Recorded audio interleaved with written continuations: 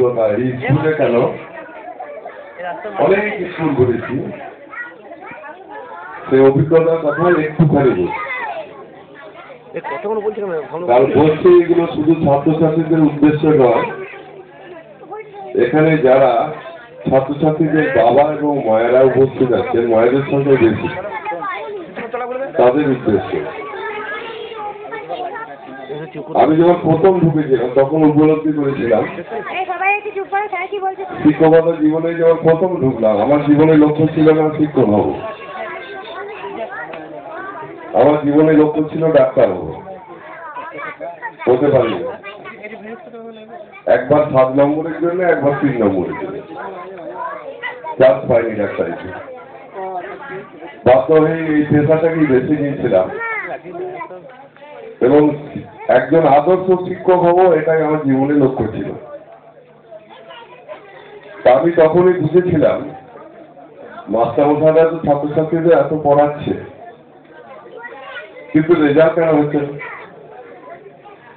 কোনো মাস্টার বলে না আমি ফাঁকিবাজ মাস্টার, সে দেরিতে আসে, আগে পালিয়ে যায়, এরকম মাস্টারের সংখ্যা কম নয়, প্রচুর আছে। ঠিক সময় স্কুলে আসে না, আমার বাড়ি যাওয়ার সময়টা সে আগে পালিয়ে যায়, নানা রকম অছিলা দেখি। অর্থাৎ ফাঁকিবাজ শিক্ষক নিজেকে বলে আমি অত্যন্ত ছাত্র দরদি, ছাত্রদের খুব পড়াই, আর যারা স্কুলে পড়ায় তারাও একই কথা বলে। অর্থাৎ শিক্ষক সমাজ কখনো নিজেদিকে ফাঁকিবাজ হিসেবে আখ্যা দেয় না। আমার ভাষায় কিন্তু শিক্ষক সমাজ ফাঁকিবাজ, নিজে শিক্ষকই বলছি ফাঁকিবাজ। এই যে ভালো রেজাল্ট হয় না, আমি সেই দিন বলেছিলাম ওই 1980, 1983, 84 সালে একবার ডিআই ইন্সপেক্টর এসেছিলেন রায়ন হাই স্কুলে। প্রশ্ন ছিল একটাই, গোটা বর্ধমান জেলার সব স্কুলে একই প্রশ্ন যে আচ্ছা মাস্টারমশাই আপনারা তো স্কুলে এত পড়ান, ছেলে মেয়েদের রেজাল্ট হয় না কেন? প্রশ্ন খুব কঠিন, উত্তরও কঠিন। আপনারা তো এত পড়ান, আপনারা তো ফাঁকি দেন না নদী, তাহলে কেন ভালো রেজাল্ট হয় না? কি কারণ বলুন তো? সেই সময় আমি খুব জুনিয়র এবং সবচেয়ে ছোট ছিলাম।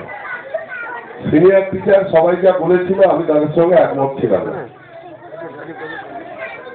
সবাই বলেছিল পরিবেশ খারাপ, বাবা মা দেখে না, ছেলেমেয়েরা ফাঁকিবাজ, এই ধরনের উত্তর ছিল অধিকাংশ শিক্ষকের গলায়।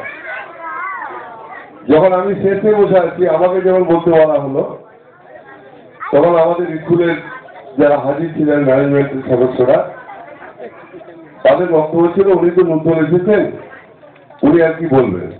আমি বললাম না না, আমার কিছু বলার আছে। কারণ আমি ওই 3 বছরের মধ্যে যে অভিজ্ঞতা সঞ্চয় করেছিলাম, সেই অভিজ্ঞতা আজও আমার কাছে আছে, আজও জঞ্জল করে, এবং ওইটাই মূল কারণ যেটা ভেবেছিলাম। আমি বলেছিলাম কোন ছেলে মেয়ে বোকা নয়, বোকা নয় না, কেউ বোকা নয়। ছেলে মেয়ে যারা স্কুলে আসছে, কোন ছেলে বা মেয়ে কেউ বোকা নয়। তাহলে আপনি কি করে বুঝলেন? আর আমি প্রমাণ করে দেখিয়ে দিচ্ছি কেউ বোকা নয়।